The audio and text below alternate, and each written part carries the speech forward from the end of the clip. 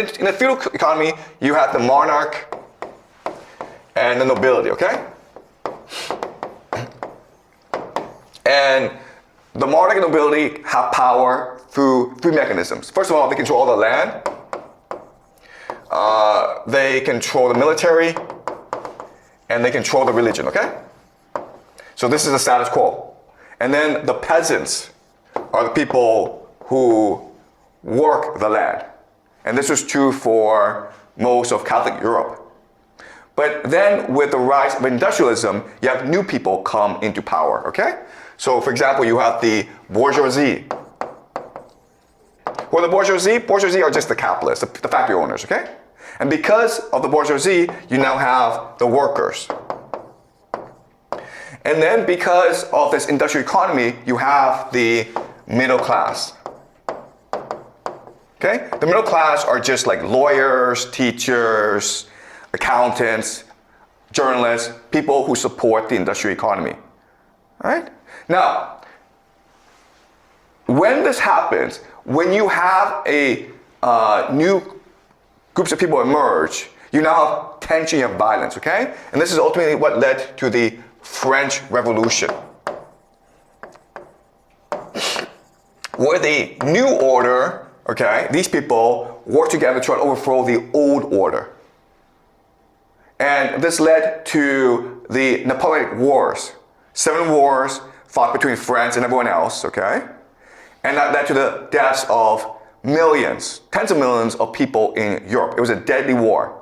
And after Napoleon was defeated, all the leaders, the nobility of Europe got together and decided that from now on, we will no longer fight war, okay? They created something called the Concert of Europe. The Concert of Europe is basically these different monarchies agreeing to resolve their differences over negotiations rather than on the battlefield. So think of it as the United Nations, okay? And it worked really, really well. The problem is that it worked too well, because you're not resolving this problem, okay? You're not resolving this conflict between the new order and the old order, right? These people want to maintain the status quo.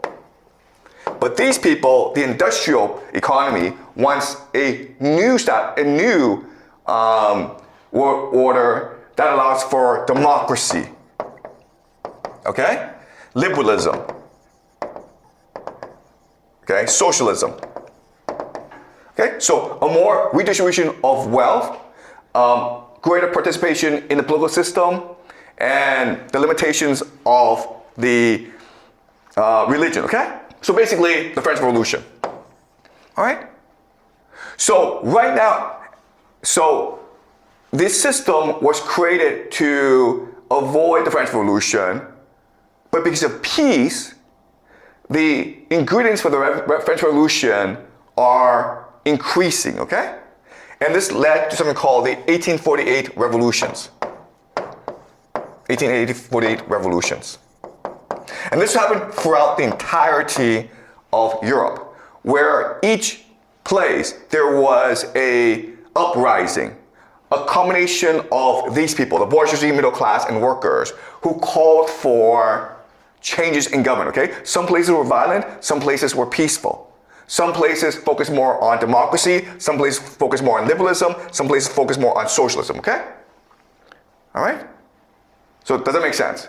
After 1848, what the leaders of Europe recognized is that, you know what, if we don't do anything about this situation, eventually the new order is going to consume us. The new order of the bourgeoisie, middle class, and workers, this alliance is going to destroy us. So what can we do about it? Their solution is we have to divide them, okay? We have to divide them. So before, the conflicts were about power, status, religion, okay? So the first idea is, let's create the idea that the real conflict is class, okay?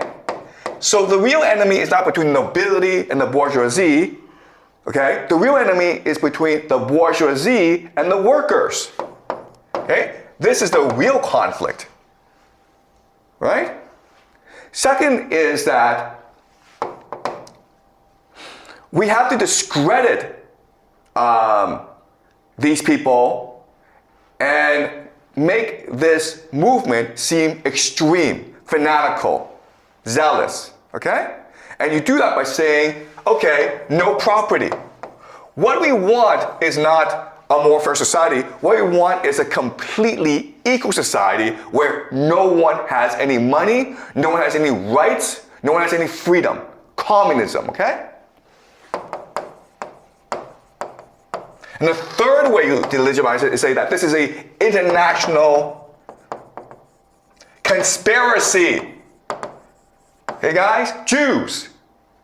These communists are a secret society who want to take over the entire world.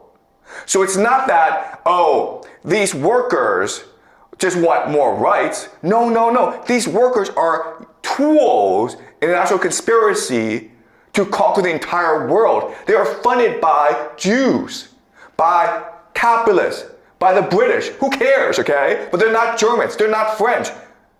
They're not us. Do you understand? So if you think about it, communism was a Psy-Op, okay? A tool used by the elite, by the nobility, to make the movement of democracy, socialism, and liberalism illegitimate. Okay, this is his propaganda. Okay, does that make sense, guys? All right, so let's look at the evidence for this.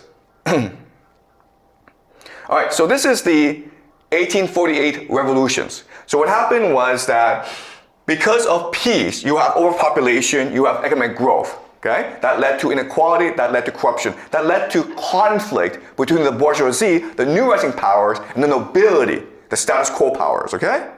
And that's why you have these revolutions throughout Europe, okay? So look at France, okay? This is France, you look at like all these places. This is happening all at the same time. Okay, everywhere. And again, different systems will respond differently. The only place in Europe that's basically spared these revolutions is England. And the reason why is that England has colonies where if you're not happy, you can go somewhere else, like Canada or the United States or Australia, New Zealand, okay? But you can leave. But everyone else is stuck where they are and they are fighting for more rights. And again, this puts the fear of God into the European nobility. Okay, for the longest time, they got along, they maintained peace, but now the bourgeoisie, the industrialists, the capitalists want to overthrow the regime. Okay, so what they do now is they sponsor the creation of communism to divide the capitalists, the middle class, and the workers against each other. Okay, to create the idea of class conflict. All right?